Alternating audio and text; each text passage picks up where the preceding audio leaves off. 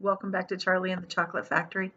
When we stopped reading last time, we had been going down the river of chocolate and had been seeing all the strange doors along the way. I know there was one that had whips, and there was another one that had um, all the beans, cacao beans, coffee beans, jelly beans, has beans. Um, when they came around the corner, let's see, 5 seconds later, a bright red door came into sight ahead, and he being Mr. Wonka, waved his gold-tipped cane in the air and shouted, "Stop the boat!" And that was where we stopped last time.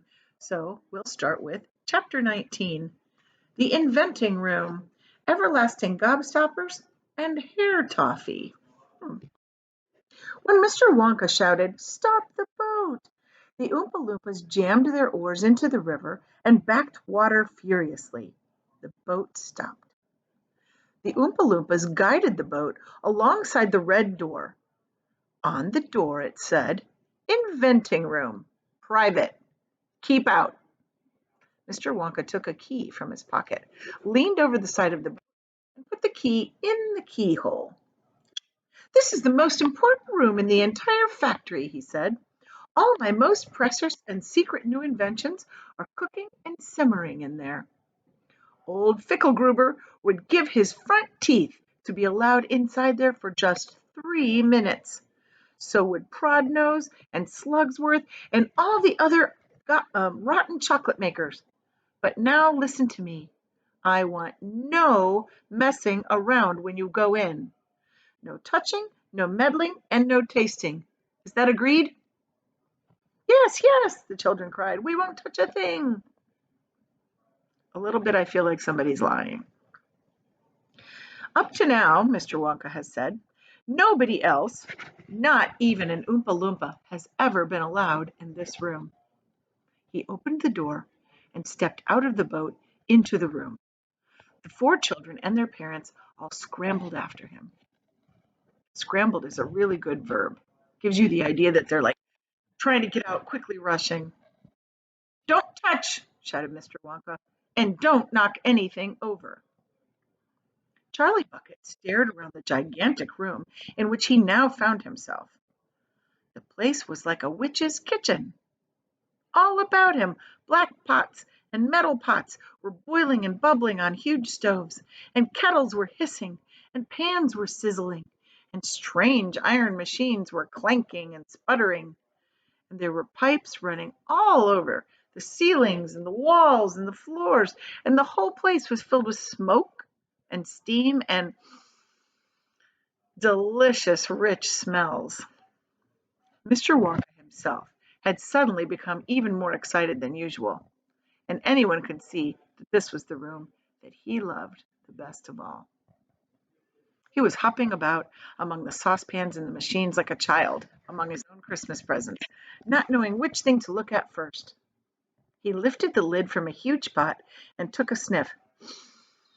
And then he rushed over and dipped a finger into a barrel of sticky yellow stuff and had a taste.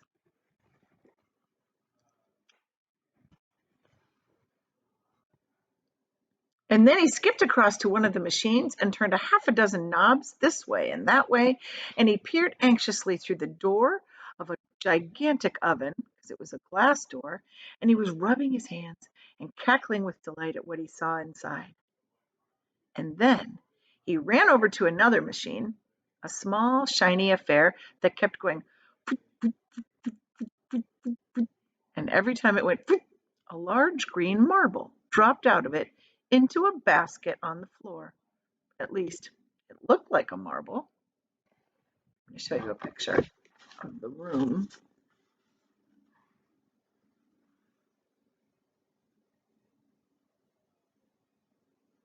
I can uncover everything.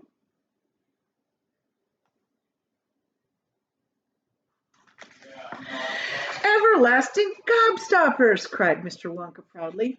"They're completely new. I am inventing them for children who are given very little pocket money. You can put an everlasting gobstopper in your mouth, and you can suck it and suck it and suck it and suck it and suck it, and it will never get any smaller."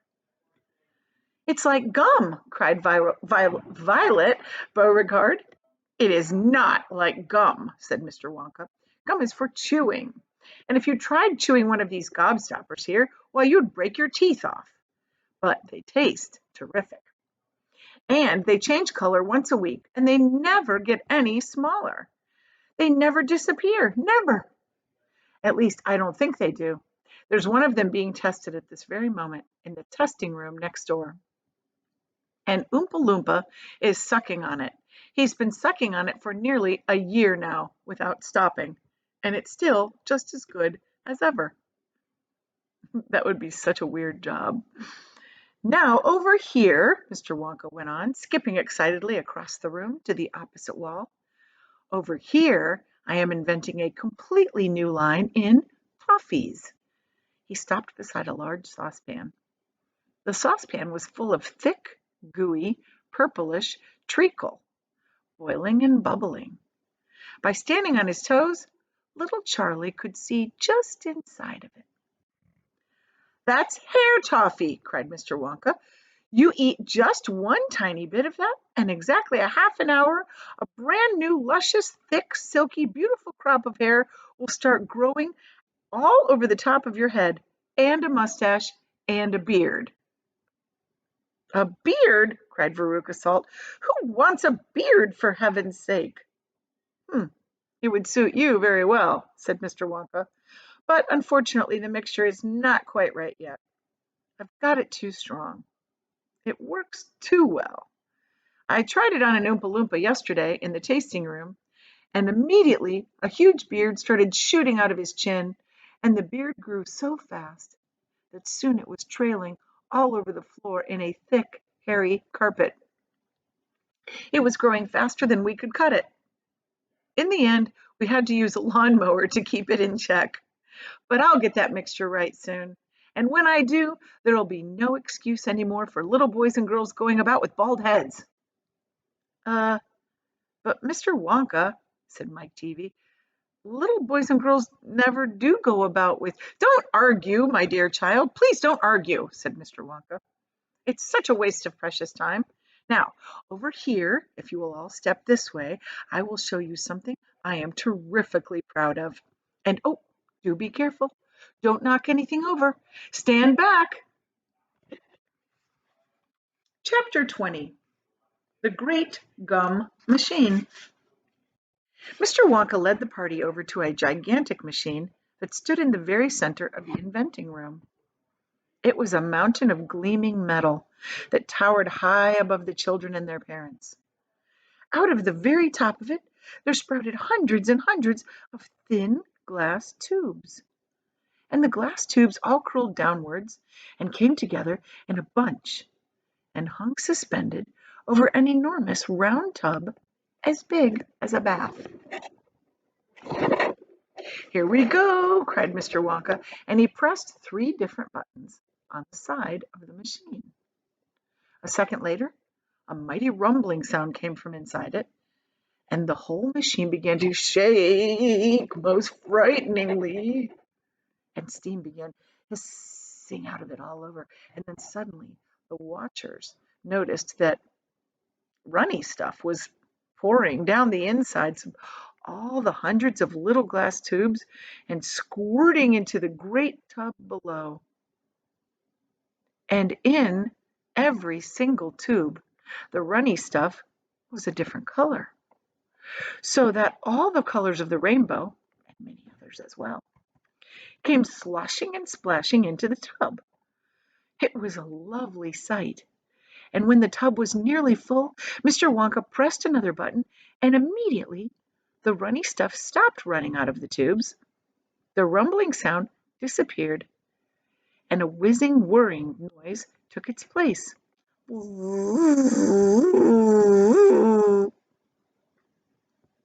And then a great giant whizzer started whizzing around inside the enormous tub, mixing all the different colors, just like an ice cream soda. And gradually the mixture began to froth. It became frothier and frothier, and it turned from blue to white to green to brown to yellow, and then back to blue again. "Watch," said Mr. Wonka.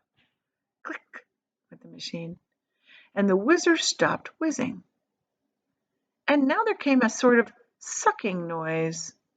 And very quickly, all the blue frothy mixture in the huge basin was sucked back into the stomach of the machine.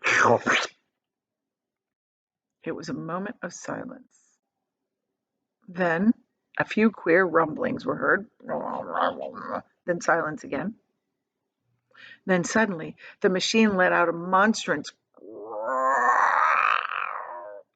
At the same moment, a tiny drawer, no bigger than the drawer of a slot machine, popped out on the side of the machine. And in the drawer there lay something so small and thin and gray that everybody thought it must be a mistake. It looked like a little strip of gray cardboard.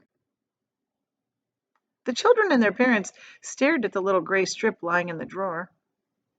"You mean that's all?" said Mike TV, disgusted. Here's a picture.